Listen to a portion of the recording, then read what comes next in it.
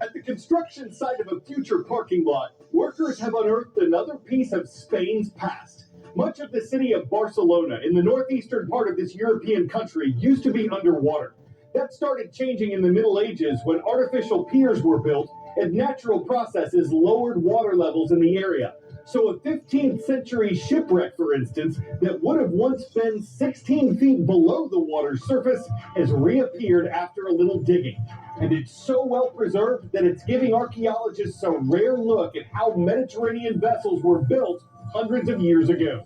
Researchers have to continually soak the wood day and night to keep it from drying out and decaying. The plan is to take it apart one piece at a time so it can be moved to a research facility and carefully studied. The ship was more than 30 feet long, about 10 feet wide, and centuries after it went under the waves, the wreckage is tasting the air and whispering stories once again.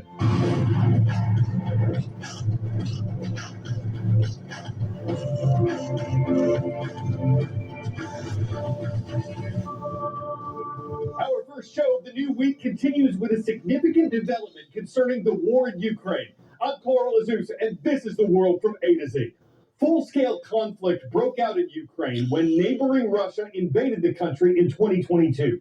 No one knows how many people have died since then. Experts say reliable info is hard to come by, and organizations have struggled to keep track of military and civilian deaths. However, it's been estimated that as many as 1 million lives have been lost in the war. And Newsweek reports these casualties will affect both Ukraine and Russia for years. Some fast-moving events might impact the course of the conflict. Over the weekend, Russian President Vladimir Putin called for direct peace talks with Ukraine, meetings that would take place this Thursday in the nation of Turkey. Previously, Ukrainian President Volodymyr Zelensky has said he wants a ceasefire first, that it would be necessary for diplomatic negotiations to take place between his country and Russia. And previously, Russia has said that before there's a ceasefire, Western nations would need to quit sending military aid to Ukraine. But after the Russian leader called for direct talks Saturday and said they'd be the first step toward lasting peace, U.S. President Donald Trump said Ukraine should agree to the meeting immediately, and then the Ukrainian leader did, saying he still hoped a ceasefire would occur before Thursday's meeting. We don't know how the meeting's going to go if it actually happens. President Trump says it'll determine if a peace deal is possible, and that if it's not, it'll help the U.S. and European leaders plan for the future. The last time Russia and Ukraine held direct talks like this was shortly after Russia's invasion more than 3 years ago. From end-of-semester projects to finals, tests, and quizzes, this time of year can feel a little overwhelming. For a lot of kids, it can feel immensely stressful. Licensed therapist Jody Baumstein with Children's Healthcare of Atlanta says academic anxiety can have some surprising signs in students. They may start to procrastinate in the morning, try to miss the bus. They may skip class, talk back to teachers, or they may not be able to complete assignments. Baumstein says these signs may seem like behavioral issues, but that's not always the case. We really want to get curious about what they're communicating and make sure we're getting to the root, because for some kids, it's actually anxiety. That starts with opening up a dialogue, Baumstein says, to ask open-ended questions and listen to understand, not just to respond. Then validate and normalize what they're going through and focus on the effort they've put into schoolwork all year, not just the outcome. If they're worried that they might not get that perfect grade, they're going to be feeling really intense pressure. And if a child seems to really be struggling, Baumstein says reach out for help. They're not able to go to school. They can't sleep. They're no longer engaging in activities they used to enjoy. They're withdrawing from their friends. They're not talking. They're tearful. These are signs you really want to pay attention to. And we don't want to wait until it's bubbled up to a point of crisis. I'm Andy Gaither.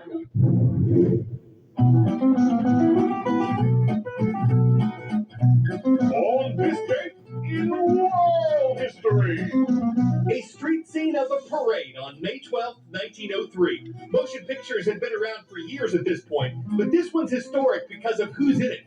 President Teddy Roosevelt was passing through San Francisco, and this is one of the first times a U.S. leader was captured on film while working. 99 years later, on this date in 2002, another American leader, then former President Jimmy Carter, made a trip to Cuba and visited Cuban leader Fidel Castro. It was the first time since Castro led Cuba's communist revolution in the 1950s that any American president, former or current, had visited the island nation. And this was the date in 2008 when the Sichuan earthquake struck southwestern China. It caused tremendous damage, destroying entire towns and claiming tens of thousands of lives. Different measures put the tremor's magnitude at 7.9 or 8.0. Regardless of whether that classifies it as a major or great earthquake, it was catastrophic. Word and out. What is the largest Native American reservation in the United States?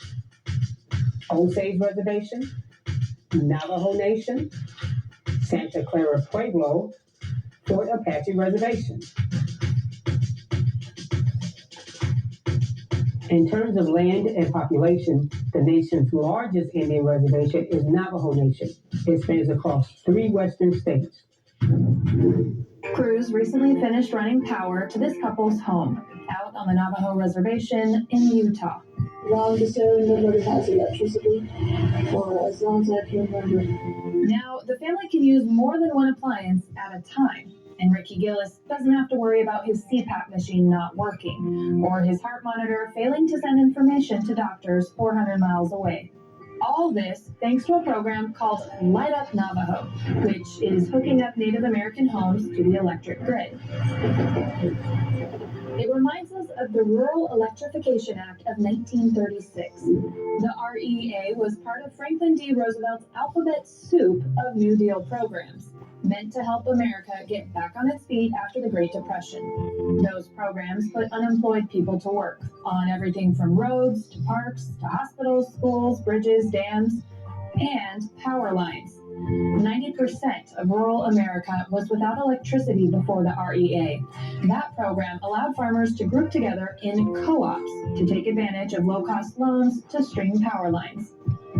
By the 1950s, almost all farms in America had electricity. Quite a turnaround for rural Americans, but for rural Native Americans, not so much. The United States' largest reservation covers parts of 3 states and has a population of 165,000, but a third of homes there still have no power lines.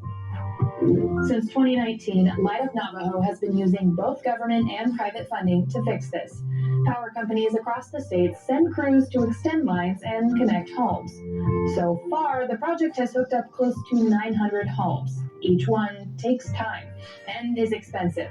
It's estimated that it will take almost $500 million to connect the remaining 10,400 homes on this reservation alone. The land is rugged and the distances are vast, and drilling into hard ground to install a power pole can take hours. Sounds daunting, but at least this family says it's worth the wait. There's probably a lot of people that live like that on this reservation where they really need electric. Slowly but surely, Light Up Navajo and other efforts are plugging away at the problem. Colorado became a state 100 years after the Declaration of Independence was signed. That's why it's called the Centennial State. And that's where Mr. Williamson's class is watching from Drake Middle School. The Dragons are in the city of Arvada. In the mountain state of West Virginia, you'll find Hurricane High School. Miss Holmes' class is there in the city of Hurricane. And from Miami, Florida, a warm welcome to Mr. Ramsauer's and Mr. Diaz's classes. North Miami Beach Senior High School is the home of the Chargers.